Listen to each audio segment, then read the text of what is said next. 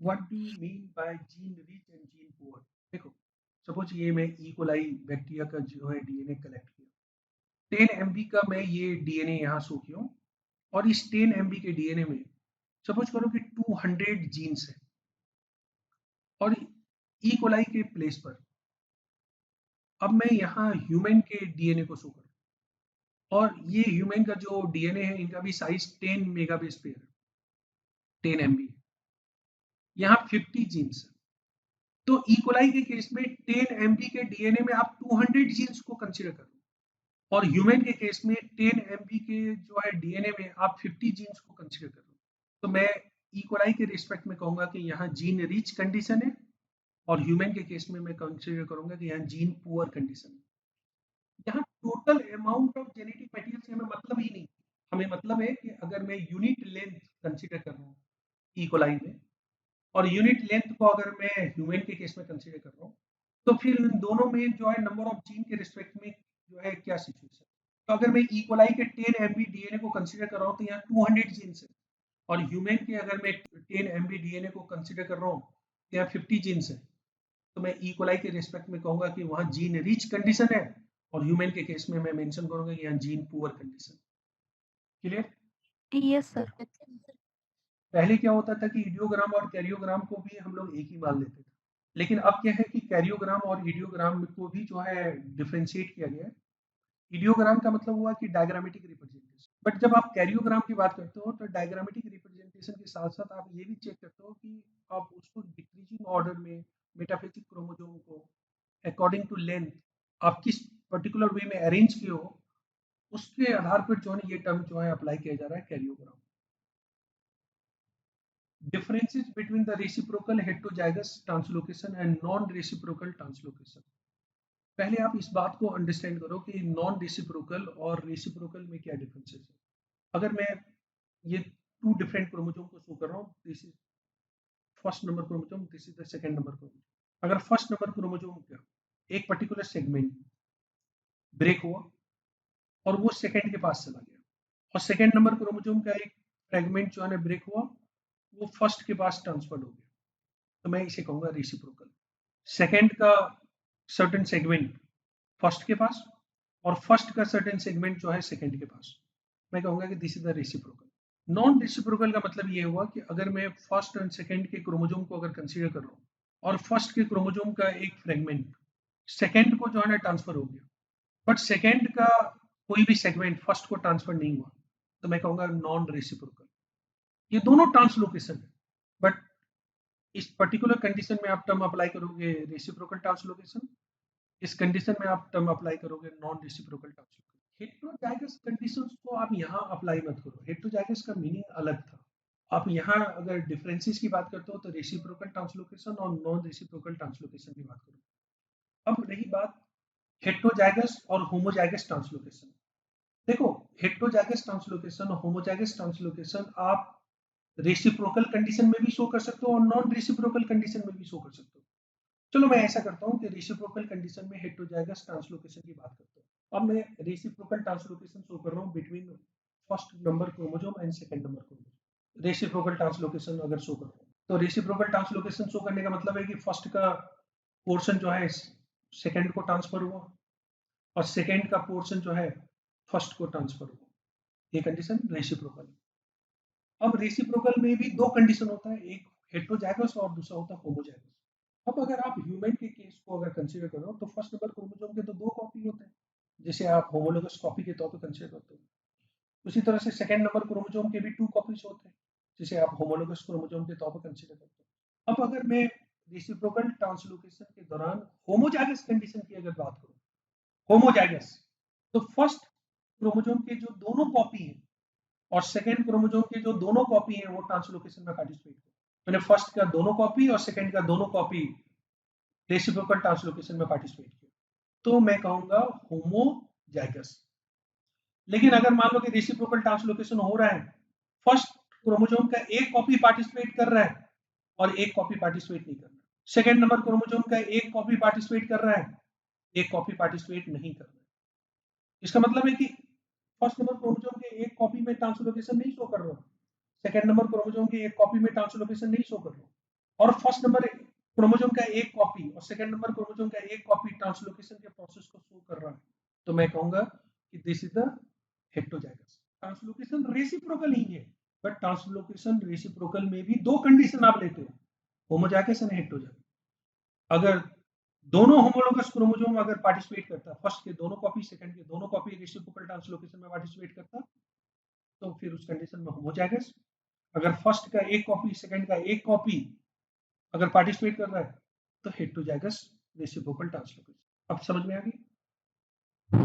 Sir मोनोप्लाइड और haploid में क्या डिफरेंस आ जाता है मेजर? जैसे हम डिप्लॉइड में बात करते हैं उसमें मोनोप्लाइड जो है वो इक्वल होता है हैप्लॉइड के, देखो, और मोनोप्लाइड उसमें डिफरेंस क्या है? मोनोप्लाइड का मतलब होता है one set of the chromosome. अब जैसे अगर मैं ड्रोसोफिला का केस लेता हूँ, फर्स्ट के टू कॉपी, सेकंड के टू कॉपी, थर्ड के two copy and X chromosome के टू कॉपी। अब ये डिप्लॉइड कंडीशन को शो कर रहा है। अगर मैं इनमें से फर्स्ट के एक कॉपी को, सेकंड के एक कॉपी को, थर्ड के एक कॉपी को और एक्स के एक कॉपी को अगर मैं कंसीडर करूँ, तो this is going to represent the one set of the chromosome. ये एक सेट को रिप्रेजेंट करते हैं। तो इसका मतलब है कि यहाँ आप क्रोमोसोम के दो सेट को शो कर रहे हैं, क्योंकि आप फर्स्ट के एक कॉपी, सेकंड के एक कॉपी, थर्ड के एक कॉपी और एक्स के एक कॉपी को लेकर एक सेट बना सकते हो। इसका मतलब आप यहाँ दो सेट फॉर्म कर रहे हो। अगर आप दो सेट को फॉर्म कर रहे हो इस पर्टिकुलर केस में, तो मैं कहूँगा ये डिप्लॉयड। और यहाँ अगर मैं एक सेट को अगर मैं फॉर्म कर रहा हूँ, तो मैं इस पर्टिकुलर कंडीशन में इसको कहेंगे कि हम मोनोपोलाइट कंडीशन देता हूँ। और ये तो कंडीशन था मोनोपोलाइट। अब अगर मान लो कि जब आप क्रोमोसोम को किसी गैमेट्स में शो करते हो, तो उस कंडीशन में आप उसको डिस्क्राइब करते हो हैप्लॉइड वैल्यू के तौर पर। अब जैसे अगर मैं गैमेट्स किसी पर्टिकुलर ऑर्गेनिज्म का कंसीडर करूँ, जैसे ड्रोसोफिला का कंसीडर करूँ, तो चाहे मेल गैमेट हो या फीमेल गैमेट हो, इसमें क्रोमोसोम के नंबर को जब आप कंसीडर करते हो, क्रोमोसोम के सेट को जब आप कंसीडर करते हो, तो उसको डिस्क्राइब करते हो हैप्लॉइड वैल्यू। तो दैट इज द डिफरेंस। जो बेसिक सेट आप कंसीडर करते हो उसको आप डिस्क्राइब करते हो मोनोप्लाइड, और गैमिट में जब आप क्रोमोसोम को कंसीडर करते हो तो उसको आप डिस्क्राइब करते हो haploid. One more thing sir, मेरे को 2-3 चीजें पूछनी थी, तो मैं आपसे एंड में पूछ लूँ वो? हाँ बताओ क्या है। सर एक चीज तो ना वो थी, आपने वो कराया था ना जब हम क्वेश्चन, हाँ सर, आपने हिस्टोन प्रोटीन पे क्वेश्चन कराया था लेक्चर के ड्यूरिंग। तो वहाँ पे एक स्टेटमेंट था कि variants have been identified for all the core histones except for histone H3। तो आपने इसे करेक्ट बताया था, बट आपने लेक्चर के ड्यूरिंग मेंशन करा था कि हिस्टोन प्रोटीन्स तो कंजर्व्ड होते हैं, उनमें हमें इतने वेरिएशंस नहीं दिखे। तो ये स्टेटमेंट सही कैसे है सर? सपोज हिस्टोन प्रोटीन के तो डिफरेंट टाइप्स होते हैं, उनमें से मैं एक हाँ। H3 की अगर मैं बात करूं, तो इस H3 हिस्टोन प्रोटीन का नेचर, अगर मैं लोअर यूकैरियोट्स के तौर पर बडिंग ईस्ट में और हायर यूकैरियोट्स के तौर पर अगर मैं ह्यूमन में अगर कंसीडर करूं, तो इनके नेचर में आपको बहुत ज़्यादा डिफरेंसेस नहीं मिलते। ऑलमोस्ट जो है आपको H3 का नेचर जैसा बडिंग ईस्ट में मिल रहा है, वैसा ही आपको ह्यूमन के केस में मिल रहा है। जबकि इवोल्यूशनरी बडिंग ईस्ट से ह्यूमन जो है बहुत ही ज़्यादा इवॉल्व है। बट H3 हिस्टोन प्रोटीन अगर बडिंग ईस्ट में है और ह्यूमन में है, तो उनके जो सीक्वेंस है उनमें बहुत माइनर से जो है डिफरेंसेस आपको मिल रहे हैं। तो इसको हम कहते हैं कंजर्व्डनेस, कि ये इवोल्यूशनरी कंजर्व्ड है। मैं ये नहीं कह रहा हूँ कि हिस्टोन प्रोटीन के सिंगल टाइप होंगे। हिस्टोन प्रोटीन के तो डिफरेंट टाइप्स होते हैं, H1 है, H2 है, H2B है, H3 H4 है, और H3.3 भी है, CNPA भी है। तो हिस्टोन के डिफरेंट टाइप्स हैं, बट जो भी टाइप्स आप कंसिडर करते हो वो इवोल्यूशनरी कंजर्व्ड है। ओके। देखो, इसमें क्वेश्चन पूछा गया है कि इसका होमोलोगस फॉर्म क्या है। तो अब होमोलोगस फॉर्म को चेक करने के लिए आपको डिफरेंट पैरामीटर्स को चेक करना होगा। तो मैं एक पैरामीटर चेक करता हूँ। ल्यूसीन नॉन पोलर है, आर्जिनिन पोलर है, सिस्टीन पोलर है, लाइसिन पोलर है, ग्लूटामाइन पोलर है, ग्लाइसिन नॉन पोलर है, सेरीन पोलर है। अब आप चेक करो, अगर ल्यूसीन की जगह आइसोल्यूसीन है तो कंडीशन दोनों में नॉन पोलर। आर्जिनिन और आर्जिनिन, सिस्टीन सिस्टीन, लाइसिन और आर्जिनिन दोनों बेसिक है। Glutamine glutamine, glycine glycine, serine, यहाँ भी हाइड्रोक्सिल ग्रुप, यहाँ भी हाइड्रोक्सिल ग्रुप, तो हम कहेंगे ये दोनों एक दूसरे के होमोलोगस। आपको बहुत सारे पैरामीटर्स को रिलेट करके चेक करना होगा, जैसे ल्यूसीन है, आइसोल्यूसीन है, ऑलमोस्ट दोनों में सिमिलरिटीज है क्योंकि दोनों नॉन पोलर है। आर्जिनिन आर्जिनिन है, सिस्टीन सिस्टीन है, लाइसिन आर्जिनिन, क्योंकि ये भी बेसिक है, ये भी बेसिक है। और glutamine glutamine, glycine glycine, serine threonine, यहाँ भी हाइड्रोक्सिल ग्रुप है, यहाँ भी हाइड्रोक्सिल ग्रुप है, तो इसको होमोलोगस कहते हैं। Okay sir. Enormous diversity of protein molecule is due to, देखो प्रोटीन मॉलिक्यूल की इनॉर्मस डाइवर्सिटी दो कारणों से।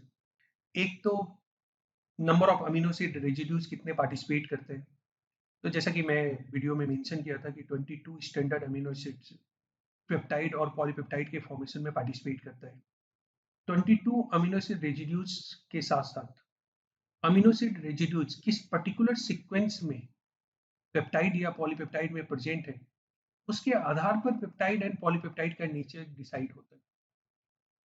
तो अगर आपसे ये पूछा जाए कि प्रोटीन मॉलिक्यूल की इनॉर्मस डाइवर्सिटी किन कारणों से डेवलप हो रही है, तो number of amino acid residues के कारण इतनी इनॉर्मस डाइवर्सिटी नहीं डेवलप हो रही है।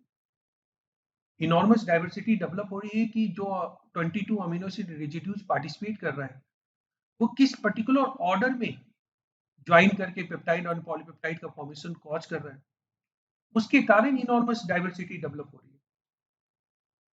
R group of amino acids के कारण तो अमीनो एसिड्स के डिफरेंट टाइप्स को आप डिस्क्राइब करते हो, पेप्टाइड बॉन्ड्स के कारण इनॉर्मस डाइवर्सिटी डेवलप नहीं होती।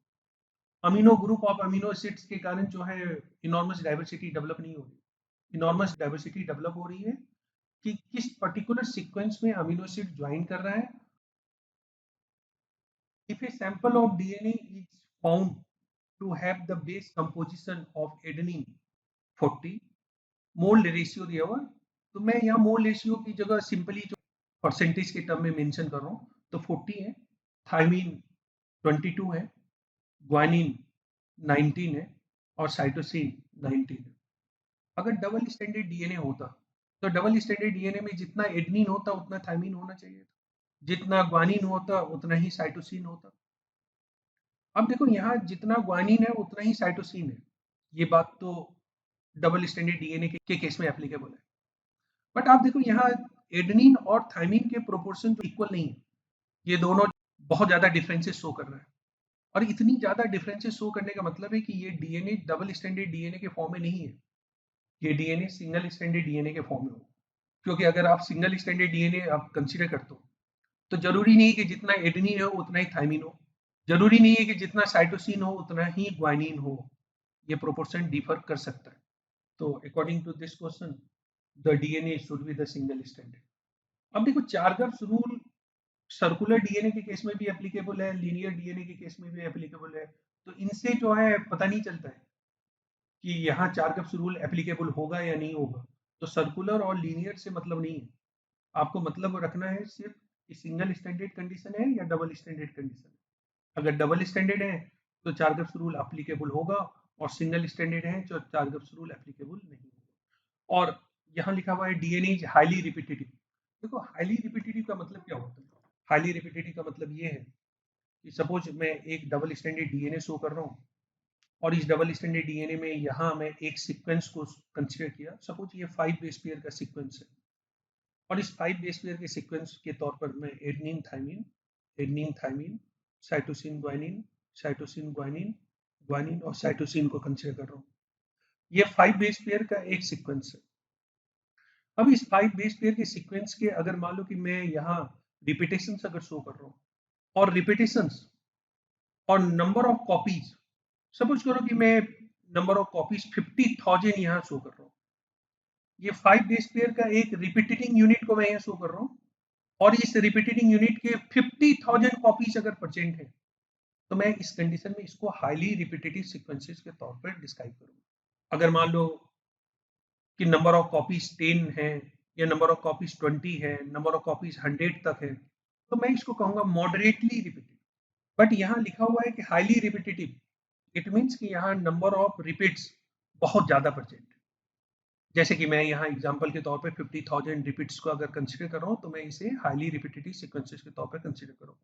तो ये हाईली रिपीटेटिव सीक्वेंसेस के तौर पे अगर मैं कंसीडर कर रहा हूँ, तो आप देखो यहाँ चार्कअप्स रूल तो फॉलो हो रहा है, क्योंकि अगर मैं डीएनए डबल स्टैंडर्ड शो कर रहा हूँ तो जितना एडनिन होगा उतना थायमिन होगा, जितना साइटोसिन होगा उतना ही ग्वानिन होगा।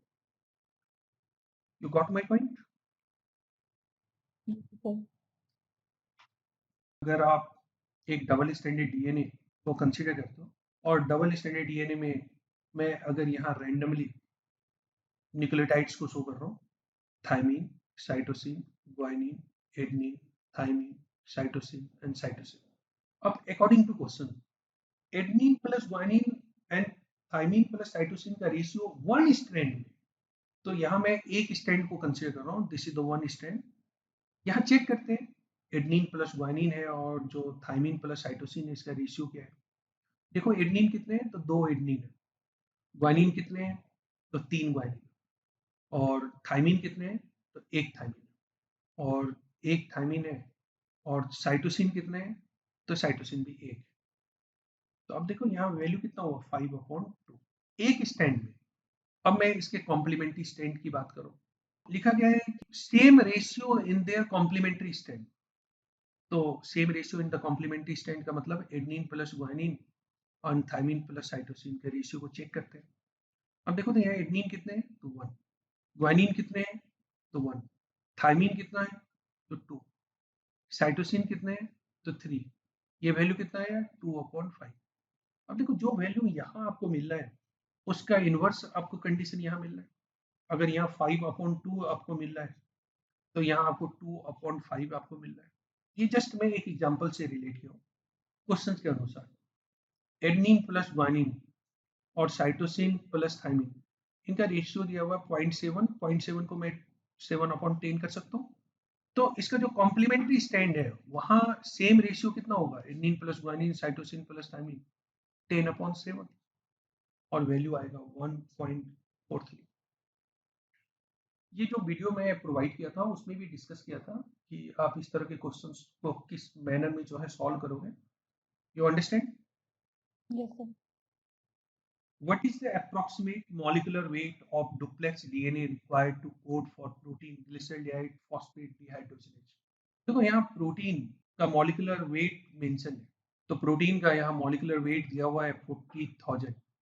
और अगर मैं मॉलिकुलर वेट की जगह अगर मॉलिकुलर मास अगर मेंशन करता तो मैं यहाँ 40,000 डाल्टन मेंशन करता और कोई डिफरेंसेस नहीं होता। तो अगर मैं number of amino acid residues अगर कैलकुलेट करूँ तो यहाँ number of amino acid residues calculate करने के लिए मैं 40,000 को डिवाइड किससे करूंगा, तो एक अमीनो एसिड रेजिड्यूज का मॉलिकुलर मास होता है 110, तो मैं 110 से डिवाइड करूं। अब मैं अगर डिवाइड करूंगा तो वैल्यू फ्रैक्शन में आएगा, तो मैं ऐसा करता हूँ एक अप्रॉक्स वैल्यू मान लेता हूँ। अगर मैं 100 कंसीडर करूँ तो अप्रॉक्स वैल्यू 400 कंसीडर कर लेता हूँ। अब नंबर ऑफ अमीनो एसिड अगर मुझे मालूम है तो मैं नंबर ऑफ कोडॉन्स मैसेंजर आने में कितने होंगे, ये अप्रॉक्सीमेटली 400 होगा। अगर नंबर ऑफ कोडॉन्स मालूम है तो number of nucleotides in messenger RNA कितना होगा, ये आप अप्रॉक्सीमेटली फाइंड आउट कर सकते हो। Approximately 400 into 3, it means approximately 1200, ये वैल्यू मिला। अब इतने हमें न्यूक्लियोटाइड्स मिले मैसेंजर आरएनए में, तो बताओ number of base pairs in DNA जिससे कि ये मैसेंजर आरएनए बना है वो मैं बता सकता हूँ, दैट इज 1200। और अप्रॉक्सीमेटली मैं मेंशन किया हूँ क्योंकि मैं एग्जैक्ट वैल्यू यहाँ कैलकुलेट नहीं किया हूँ। तो अप्रॉक्सीमेटली 1200 बेस पेयर्स हो गए। और अगर 1200 बेस पेयर्स हैं तो वन बेस पेयर्स का मॉलिकुलर मास मैंने मेंशन किया था 650 डाल्टन। तो 1200, क्योंकि मैं यहाँ अप्रॉक्स वैल्यू के तौर पर शो किया हूँ, वैल्यू 1200 से जो है थोड़ा कम होगा, क्योंकि आप यहाँ 110 से अगर डिवाइड कर लो तो वैल्यू 400 से थोड़ा कम होगा। तो मैं अगर approximately 1200 number of base pair को 650 से मल्टीप्लाई करता हूँ, जो डीएनए मॉलिक्यूल है उसका मॉलिक्यूलर मास हमें पता चल जाएगा। आपको देखना है कि अप्रॉक्स वैल्यू किससे मैच कर रहा है, तो जब आप कैलकुलेट करोगे तो वो वैल्यू मैच करेगा इस पर्टिकुलर वैल्यू से मोर और लेस। तो this should be the answer. आप समझ गए? Yes sir. Yes sir. Human DNA contains 31% thymine. देखो यहाँ ह्यूमन डीएनए मेंशन है तो इस बात को मेंशन करने की आवश्यकता नहीं है कि वो सिंगल स्टैंडर्ड होगा या डबल स्टैंडर्ड होगा। It is the double standard. और उसमें 31% थायमिन दिया हुआ है, तो अकॉर्डिंग टू चारगप्स रूल 31% एडनिन भी होगा। आपको पता है कि यहाँ 31% थायमिन है, तो चारगप्स रूल के अनुसार 31% एडनिन हुआ। तो अब मुझे ये बताओ कि एडनिन प्लस थायमिन टोटल कितने हो गए? 62%। तो साइटोसिन एंड ग्वानिन मिला करके कितना होगा? तो 100 में से 62% को माइनस करो तो कितना आएगा? 38%। तो जितना साइटोसिन होगा उतना ही ग्वानिन होगा। ये कितना होगा? 19%। 19% साइटोसिन और 19% ग्वानिन। अब इसमें मेंशन किया गया है कि 5% साइटोसिन इज मॉडिफाइड। देखो, आउट ऑफ द 100 5 जो साइटोसिन है वो 5 मिथाइल साइटोसिन के फॉर्म में कन्वर्ट हो चुके हैं। और आपको पता करना है कि what percent of human DNA is 5 methyl cytosine. अगर मैं 100% अगर कंसीडर करता हूँ तो उस 100% साइटोसिन का 5% साइटोसिन 5 मिथाइल साइटोसिन के फॉर्म में कन्वर्ट हुआ है। तो अगर मैं एक कंसीडर करता हूँ तो 5/100। और यहाँ टोटल साइटोसिन का परसेंटेज कितना है? तो 19%। तो अगर मैं 19% अगर कंसीडर करता हूँ तो 5/100 इंटू 19, तो ये वैल्यू 0.95 आई। ये समझ में आया? Yes yes sir. Sir. First when do you ask me question, क्या डाउट है आप? सर जो एडेनिन प्लस थायमिन है 62% और साइटोसिन प्लस ग्वानिन 38% है, वो सर परसेंटेज कैसे है? देखो, अगर किसी भी डीएनए में अगर मेंशन है कि इस डबल स्टैंडर्ड डीएनए में एडेनिन प्लस थायमिन 62% है, तो रिमेनिंग क्या बचा? वो साइटोसिन एंड ग्वानिन ही होगा ना। जब परसेंटेज की बात कर रहे हो तो आप आउट ऑफ 100 मेंशन कर रहे हो ना। आउट ऑफ 100 62 अगर एडेनिन थायमिन दिया हुआ है तो किसी भी डीएनए में दूसरा बेस पेयर होता है, वो क्या होता है? Cytosine and guanine. तो इसके आधार पर मैंने मेंशन किया कि यहाँ तब 38% साइटोसिन एंड ग्वानिन हो, क्योंकि अगर 100 बेस पेयर्स आप कंसीडर कर रहे हो और उस 100 बेस पेयर्स में अगर एडेनिन और थायमिन दिया हुआ है 62 बेस पेयर्स, तो रिमेनिंग क्या होगा? रिमेनिंग साइटोसिन एंड ग्वानिन होगा। और वो रिमेनिंग साइटोसिन एंड ग्वानिन का वैल्यू कितना होगा? 38। इसलिए मैं मेंशन किया। समझ गया। ठीक है। और एक चीज आप ऐसे भी सोचो, अगर किसी डबल स्टैंडर्ड डीएनए में किसी ने मेंशन किया कि 40% जो है एडेनिन एंड थायमिन है, भाई एडेनिन और थायमिन के अलावा दूसरा जो बेस पेयर होता है वो साइटोसिन और ग्वानिन ही तो होता है। तो अगर 40% एडेनिन थायमिन है तो जो रिमेनिंग बचा वो साइटोसिन और ग्वानिन बचा। इसलिए मैं यहाँ 62% अगर एडेनिन थायमिन कंसीडर कर रहा हूँ तो 38% साइटोसिन एंड ग्वानिन कंसीडर कर रहा हूँ। ओके, यस पूजा? क्लियर है सर। ओके, देखो यहाँ दिया हुआ है size of the B DNA in case of the mutant microorganism is 15 micrometer, while the non-mutant organism 18.4 micrometer। यानी 18.4 माइक्रोमीटर डीएनए का साइज है और म्यूटेशन के बाद अब डीएनए का साइज बचा है 15 माइक्रोमीटर। इसका मतलब है कि 3.4 माइक्रोमीटर जो डीएनए है उसका डिलीशन हो गया है। तो 3.4 माइक्रोमीटर डीएनए डिलीट हो गया है। अब 3.4 माइक्रोमीटर में कितने बेस पेयर्स हैं इसको आप फाइंड आउट करके देखो। मैं एक्स बेस पेयर मान लेता हूँ कि 3.5 माइक्रोमीटर का जो डीएनए है उसमें total number of base pairs कितने परसेंट। आपने बी डीएनए के केस में पढ़ा होगा कि दो बेस पेयर के बीच का डिस्टेंस होता है 3.4 अप्रोक्सीमेटली, क्योंकि मैंने मेंशन किया था कि ये वैल्यू दो लिटरेचर में आपको सेम नहीं मिलता है। तो 3.4 एंगस्ट्रम आप शो करते हो। आप 3.4 एंगस्ट्रम दो बेस पेयर के बीच का डिस्टेंस शो करते हो। तो बेटर है कि आप एंगस्ट्रम को माइक्रोमीटर में कन्वर्ट करो या माइक्रोमीटर को एंगस्ट्रम में कन्वर्ट करो। तो अगर मैं यहाँ माइक्रोमीटर को एंगस्ट्रम में अगर कन्वर्ट करूँ तो उनसे भी पर्पस सॉल्व हो जाएगा, या एंगस्ट्रम को माइक्रोमीटर में कन्वर्ट करूँ तो उनसे भी पर्पस सॉल्व हो जाएगा। तो दो बेस पेयर के बीच का डिस्टेंस अगर 3.4 एंगस्ट्रम है और अगर मैं 3.4 माइक्रोमीटर के डीएनए में नंबर ऑफ बेस पेयर्स अगर मैं फाइंड आउट कर रहा हूँ, तो सबसे पहले आप माइक्रोमीटर को एंगस्ट्रम में कन्वर्ट करो। तो 3.4 माइक्रोमीटर को आप अगर एंगस्ट्रम में कन्वर्ट करते हो तो जो वैल्यू होगा उस पर्टिकुलर वैल्यू में एक्स बेस पेयर्स को आप कंसीडर कर रहे हो। और उस पर्टिकुलर वैल्यू को जब आप 3.4 एंगस्ट्रम से डिवाइड करोगे तो नंबर ऑफ बेस पेयर्स के बारे में आपको जानकारी मिल जाएगी। यही क्वेश्चन का डिमांड है। The size of the bDNA in mutant microorganism is 15 micrometer in length, while the non-mutant organism has the DNA length. Already ये भी जो है ना मेंशन किया गया है। तो अब इस तरह से जो है ना आप फाइंड आउट कर सकते हो।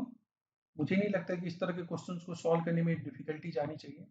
हाँ, कभी कभी कंफ्यूजन ये होता है कि माइक्रोमीटर को आपको कन्वर्ट करना होता है एंगस्ट्रम में, तो कभी कभी वहाँ दिक्कत आती है कि एंगस्ट्रम में कैसे कन्वर्ट करें। तो देखो ये चीजें जो है आपको थोड़ा सा जो है ना समझना होगा कि अगर मैं 1 माइक्रोमीटर को एंगस्ट्रम में अगर कन्वर्ट कर रहा हूँ तो दैट शुड बी 10,000 एंगस्ट्रम होता है। तो अगर मैं 3.4 माइक्रोमीटर अगर कंसिडर कर रहा हूँ तो 3.4 माइक्रोमीटर को आप 3.4 को मल्टीप्लाई करो 10,000 से, जो वैल्यू आएगा वो एंगस्ट्रम में वैल्यू आएगा।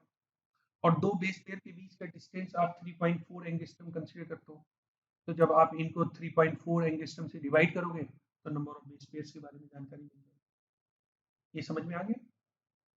Yes sir. इस क्वेश्चन में है कि reduce glutathione is gamma glutamyl cysteine glycine.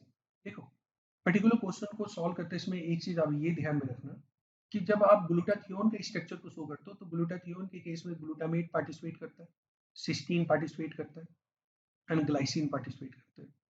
But जब ग्लूटामेट पार्टिसिपेट करता है तो ग्लूटामेट के केस में आप एक अल्फा कार्बोक्सिल ग्रुप के प्रेजेंस को शो करते हो। ग्लूटामेट के केस में आप एक अल्फा अमीनो ग्रुप के प्रेजेंस को आप शो करते हो। और जब आप इनके साइड चेन को कंसीडर करते हो तो साइड चेन में आप यहाँ गामा कार्बोक्सिल ग्रुप को भी आप शो करते हो।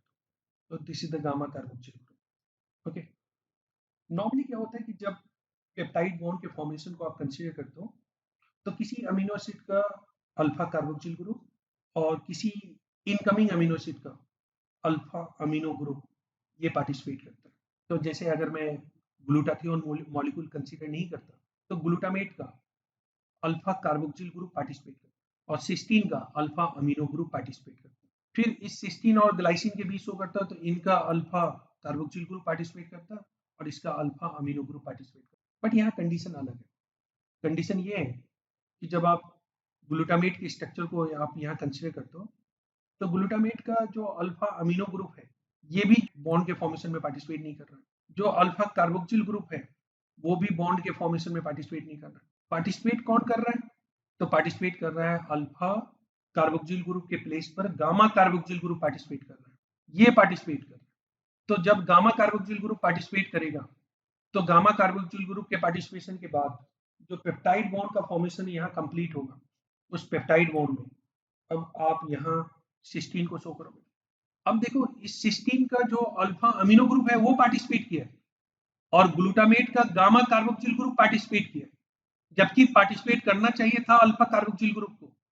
बट ये कंडीशन यूनिक है, यहाँ गामा कार्बोक्सिल ग्रुप पार्टिसिपेट किया और सिस्टीन का अल्फा अमीनो ग्रुप पार्टिसिपेट किया। अब ये सिस्टीन ग्लाइसिन के साथ बॉन्ड बना रहा है तो सिस्टीन का अल्फा कार्बोक्सिल ग्रुप पार्टिसिपेट कर रहा है और ग्लाइसिन का अल्फा अमीनो ग्रुप पार्टिसिपेट कर रहा है। और अब ग्लाइसिन का कौन सा ग्रुप यहाँ आप शो करोगे? तो ग्लाइसिन के जिस पर्टिकुलर ग्रुप को आप यहाँ शो करोगे that is the carboxyl group और ये बॉन्ड के फॉर्मेशन में पार्टिसिपेट नहीं किया है।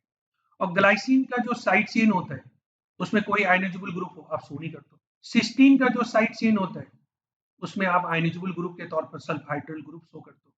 तो दिस इज द केस।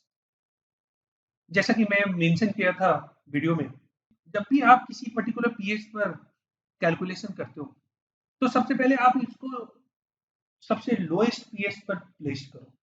अगर मैं इनको सबसे लोएस्ट पीएच पर अगर प्लेस कर रहा हूँ, पीएच 1 पर मैं इसको प्लेस कर रहा हूँ, तो इस पीएच पर आप मुझे बताओ जो मॉलिक्यूल होगा वो प्रोटोनेटेड होगा। तो जो अल्फा अमीनो ग्रुप है ये भी प्रोटोनेटेड है, जो अल्फा कार्बोक्सिल ग्रुप होगा ये भी प्रोटोनेटेड होगा, जो सल्फाइड्रल ग्रुप है ये भी प्रोटोनेटेड होगा और जो अल्फा कार्बोक्सिल ग्रुप आप ग्लाइसिन के साथ शो कर रहे हो ये भी प्रोटोनेटेड आप शो करोगे। यही कंडीशन शो करोगे। इनमें दिक्कत तो नहीं है? No sir. नो सर, ठीक है। No sir. जब भी आपको इस तरह के क्वेश्चंस प्रोवाइड किए गए, आप सबसे पहले उनको सबसे लो पीएच, और मैं सबसे लो पीएच के तौर पे यहाँ 1 पीएच कंसीडर करूँ, उसमें हम देखेंगे कि सिचुएशन क्या है।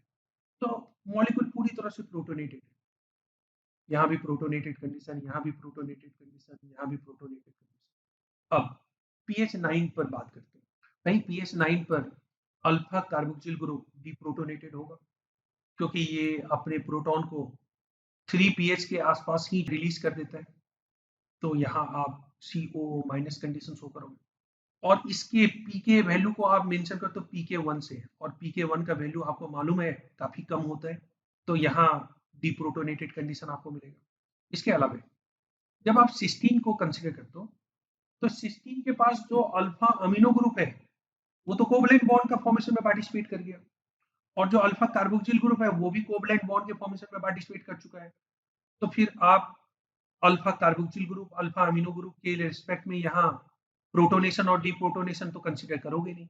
हाँ, जो साइड चेन है, उस साइड चेन का प्रोटोनेशन होगा या डिप्रोटोनेशन, ये आपको चेक करना होगा। मैंने मेंशन किया था कि इनका जो पीकेआर वैल्यू, और मैंने पीकेआर वैल्यू मेंशन किया था अप्रोक्सीमेटली 8.18 होता है इसका पीकेआर वैल्यू, और यहाँ पीएच कितना है 9। तो बताओ ये प्रोटोनेटेड होगा या डिप्रोटोनेटेड? डिप्रोटोनेटेड। चलो मैं यहाँ नेगेटिव चार्ज डाल दिया। अच्छा, ये जो मैं कार्बोक्सिल ग्रुप यहाँ शो किया हूँ ग्लूटामेट के, इसका PK1 वैल्यू आप कंसीडर करते हो अल्फा कार्बोक्सिल ग्रुप है, और आपको मालूम होगा कि PK1 वैल्यू तो काफी कम होता है। तो इसका मतलब है कि यहाँ pH 9 पर ये डिप्रोटोनेटेड होगा, तो यहाँ माइनस कंडीशन होगा। और अल्फा अमीनो ग्रुप के रिस्पेक्ट में आप मुझे ये बता दो कि अल्फा अमीनो ग्रुप जो है प्रोटोनेटेड होगा या डिप्रोटोनेटेड होगा? pH 9 है, प्रोटोनेटेड होगा, क्योंकि डिप्रोटोनेशन आप अप्रोक्सीमेटली 9.5 पे शो करते हो। मैंने एक रेंज मेंशन किया था कि अप्रोक्सीमेटली 9.5 के आसपास शो करते हो, तो यहाँ प्रोटोनेटेड कंडीशन होगा। तो प्रोटोनेटेड कंडीशन का मतलब है कि NH3 होगा। तो अब देखो यहाँ -1, यहाँ -1, यहाँ -1, और यहाँ +1। अब नेट फाइंड आउट कर लो कितना होगा, फाइंड आउट कर सकते हो? -2 -2। अब तो ये क्लियर है? Yes sir. इस पर्टिकुलर क्वेश्चन को सॉल्व करने के लिए आपको 2-3 पैरामीटर्स को आपको ध्यान में रखना होगा। एक तो मैंने मेंशन किया था कि ऑप्टिकल डेंसिटी को आप कैसे मेजर करते हो, और optical density pure double standard DNA के केस में जो है आप कितना शो करते हो। तो यहाँ ऑप्टिकल डेंसिटी दिया हुआ है 50 माइक्रोग्राम डीएनए पर ml, ये मेंशन। और according to question the DNA solution was found to be 0.052। इसका मतलब है कि जो ऑप्टिकल डेंसिटी है, उस ऑप्टिकल डेंसिटी का वैल्यू जो है आप कैलकुलेट कर सकते हो, और ये वैल्यू अगर आप कैलकुलेट करते हो तो डेट इज द 0.052 इंटू 50, क्योंकि अगर मैं 50 माइक्रोग्राम अगर डीएनए पर ml कंसीडर करता हूँ तो ये 1 यूनिट एब्जॉर्बेंस को जो है शो करता है। तो अगर 1 यूनिट एब्जॉर्बेंस 50 माइक्रोग्राम डीएनए पर ml अगर परसेंट है, तो अगर वो शो कर रहे हैं, तो इस कंडीशन में अगर यहाँ दिया हुआ है the optical density of 400 base pair long 1 ml DNA solution was found to be 0.052। तो 0.052 जो है वो ऑप्टिकल डेंसिटी का वैल्यू यानी एब्जॉर्बेंस का वैल्यू दिया हुआ है, और आपको ये वैल्यू मालूम है कि optical density of the one corresponding to the 50 microgram DNA पर ml, तो आपने इससे मल्टीप्लाई किया। तो जब आप मल्टीप्लाई करोगे, सपोज करो कि ये वैल्यू आया x, और ये वैल्यू x माइक्रोग्राम पर ml आया। अब चाहो तो इसको ग्राम में कन्वर्ट कर सकते हो। तो अगर आप इसको ग्राम में कन्वर्ट करते हो तो वैल्यू के आधार पर जो है ना आप माइक्रोग्राम के प्लेस पर जो है ना ग्राम मेंशन करो। उसके बाद में दिया हुआ है कि average molecular weight of the one nucleotide base pair is 650। ये दिया हुआ है वन बेस पेयर का जो मॉलिक्यूलर मास है दैट इज 650 डालता है, और molecular mass of the 400 base pairs ये आप कैलकुलेट कर सकते हो। तो 400 बेस पेयर्स का जो मॉलिक्यूलर मास होगा, molecular mass of 400 base pairs that is the 400 into 650, और ये वैल्यू आप कैलकुलेट करो। सपोज करो कि ये वैल्यू आया y, आप कैलकुलेट करके देख लेना, मैं y डाल्टन शो कर रहा हूँ। और आपको मालूम होगा कि जो नंबर ऑफ मोल्स होते हैं that is the ratio of weight upon molecular weight. अगर मैं नंबर ऑफ मोल की अगर बात करूँ तो ये होता है वेट, और मैं वेट किस में लूंगा तो ग्राम में, अपॉन मॉलिक्यूलर वेट, ये शो करता है। और यहाँ मैं वेट x निकाला था, और ये x का वैल्यू माइक्रोग्राम पर ml है। इसको आपको कन्वर्ट करना है, तो सपोज करो कि आपने कन्वर्ट किया जेड ग्राम पर ml, मैं x माइक्रोग्राम में शो किया और इसको मैं अब ग्राम में जो है चेंज कर दिया, तो सपोज करो ये वैल्यू आया जेड। तो वेट इन ग्राम मैंने मैं जेड के वैल्यू को पुट कर दिया, और मॉलिक्यूलर वेट ये वैल्यू कितना है, तो मॉलिक्यूलर वेट का वैल्यू है y, तो जेड अपॉन वाई। अब ये जेड अपॉन वाई का जो है ना सर्टेन वैल्यू आया, मैं उसको नोट ऑफ इंटीग्रेशन से शो कर रहा हूँ। और इसमें पूछा जा रहा है कि how many DNA molecules present. देखो नंबर ऑफ मोल्स हमें पता चल गया, अब हमें निकालना है कि नंबर ऑफ मॉलिक्यूल्स कितने प्रेजेंट। तो एवोगाड्रो नंबर, ये आप 10+2 लेवल पे पढ़ चुके हो कि 1 मोल is equal to 6.023 into 10 to power 23 unit. अब यूनिट्स के तौर पर आप आयंस ले सकते हो, एटम्स ले सकते हो, मॉलिक्यूल्स ले सकते हो, किसी को भी कंसीडर कर सकते हो। तो 1 मोल is equal to 6.023 into 23 units.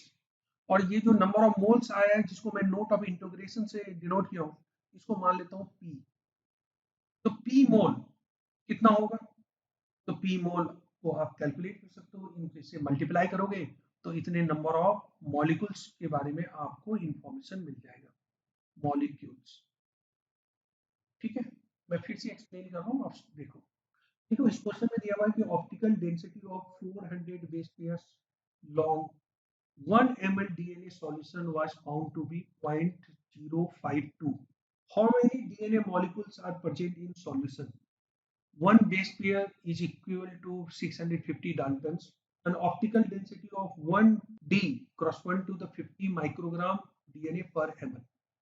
अब जो मैं वीडियो प्रोवाइड किया था उनको रिकॉल करके देखो, मैंने इस बात को मेंशन किया था अगर 50 माइक्रोग्राम डीएनए पर एमएल परसेंट है तो वो एब्जॉर्बेंस कितना शो करता है, तो 1 यूनिट एब्जॉर्बेंस शो करता है। और अगर 1 यूनिट एब्जॉर्बेंस शो कर रहा है तो इसके आधार पर मैं निकाल सकता हूँ कि अगर यहाँ 0.052 यूनिट अगर एब्जॉर्बेंस अगर शो कर रहा है तो पर्टिकुलर कंडीशन में जो है टोटल अमाउंट ऑफ डीएनए कितना होगा।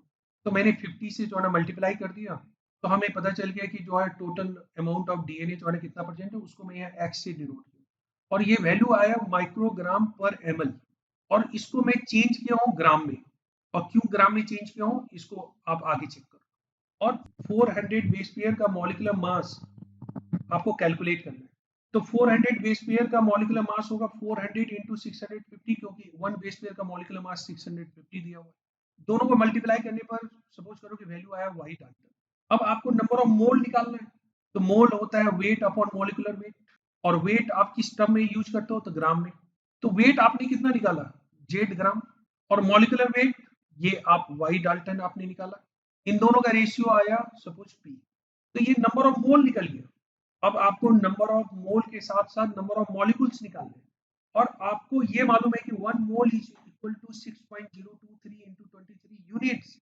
अब यूनिट्स के तौर पर आप मॉलिक्यूल्स भी ले सकते हो, एटम्स भी ले सकते हो, आयंस भी ले सकते हो। तो मैं यहाँ मॉलिक्यूल्स इसलिए मेंशन क्यों, क्योंकि क्वेश्चन में पूछा गया है डीएनए मॉलिक्यूल्स निकाले, कितने मॉलिक्यूल्स 1 मोल में प्रेजेंट है, और आपने नंबर ऑफ मोल कितना निकाला है, तो p। तो p मोल्स में कितने नंबर ऑफ मॉलिक्यूल्स होंगे ये आप कैलकुलेट कर सकते हो। तो उसके आधार पर आप आंसर फाइंड आउट करना, आप एक बार कैलकुलेट करना और उनसे आंसर फाइंड आउट करना। सर ये कैलकुलेट करने के बाद 6.023 into 10 दूनी पावर 14 आ रहा है 14 की पावर्स में। नहीं, आप देखना कैलकुलेशन में थोड़ी चेक करना। तो माइक्रो 10 दूनी पावर -6 होती है ना? हाँ minus, 1 micro is equal to minus. हाँ सर बार-बार कर लीजिए कि 14 आ रहा है।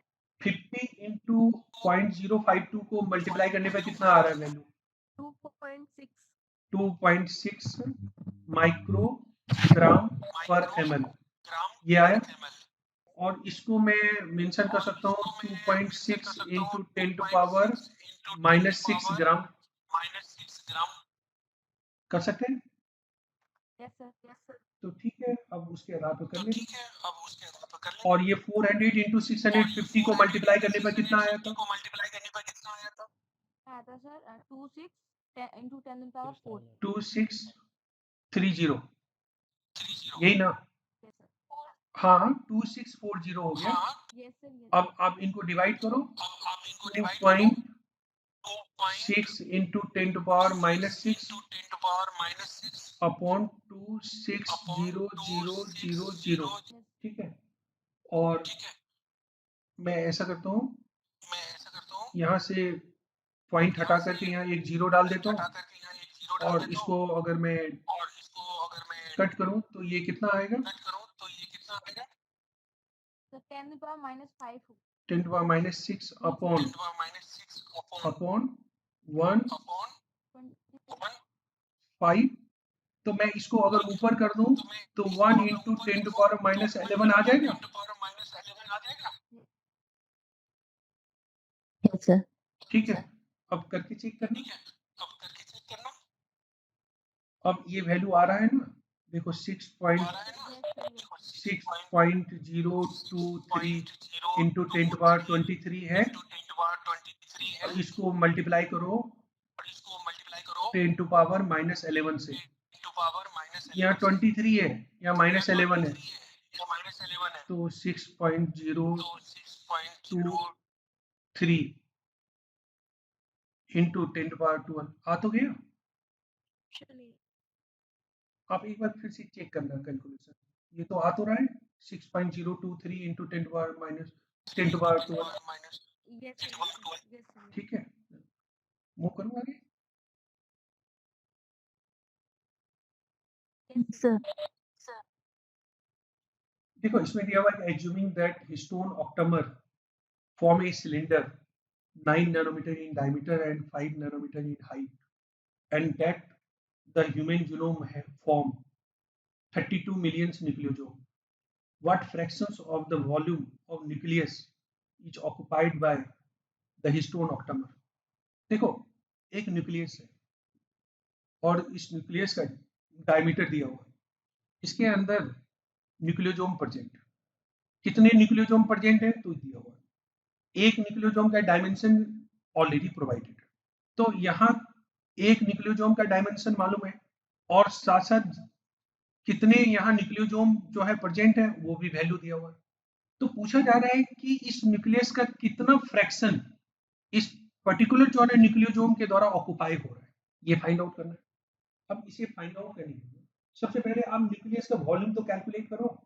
आप मान के चलो कि न्यूक्लियस एक स्फेरिकल स्ट्रक्चर होता है, तो इसके वॉल्यूम के लिए फॉर्मूला क्या यूज करोगे? 4/3 into pi R cube. Nucleus के वॉल्यूम को कैलकुलेट करने के लिए आप यही फॉर्मूला अप्लाई करोगे। और यहाँ डायमीटर दिया हुआ है, आपको रेडियस चाहिए, तो डिवाइड करके आप निकाल लोगे। मान लो ये वैल्यू आया x, निकल जाएगा ये वैल्यू। अब वॉल्यूम ऑफ सिलेंडर और न्यूक्लियोजोम को यहाँ एक सिलिंड्रिकल स्ट्रक्चर के तौर पर कंसीडर किया जा रहा है, तो सिलेंडर का वॉल्यूम कैसे निकालते हो? सिलेंडर का वॉल्यूम होता है पाई आर क्यू एच। पाई का वैल्यू मालूम होता है, आर का वैल्यू यहाँ दिया हुआ है कि 9 नैनोमीटर इन डायमीटर यानी 4.5 नैनोमीटर, और एच ये भी वैल्यू दिया हुआ है। तो इस तरह से जो है आपको एक सिलेंडर का वैल्यू जो है ना मालूम हो गया, यानी एक न्यूक्लियोजोम का वॉल्यूम मालूम है। आपको न्यूक्लियस का वॉल्यूम मालूम है और न्यूक्लियस के अंदर प्रेजेंट न्यूक्लियोजोम के वॉल्यूम को अगर आप कैलकुलेट कर रहे हो तो एक न्यूक्लियोजोम का वॉल्यूम मालूम है, और टोटल कितने न्यूक्लियोजोम है? तो 32 इंटू 10 टू पावर 6, क्योंकि मिलियन में। तो जो वॉल्यूम आपने निकाला, मान लो कि वो वॉल्यूम आपने निकाला y, तो y इंटू 32 इंटू 6, इससे जो है जितने न्यूक्लियोजोम्स हैं उन सारे न्यूक्लियोजोम्स का टोटल वॉल्यूम हमें पता चल गया।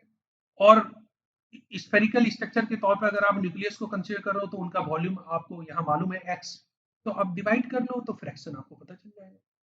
अब ऐसे क्वेश्चन को ओके सर। ऐसे क्वेश्चन में कोई बायोलॉजिकल कंसेप्ट को अप्लाई नहीं करना है, ये तो सिंपल एक कैलकुलेशन है, कैलकुलेशन के आधार पर जो है ना क्वेश्चन को सॉल्व करना है।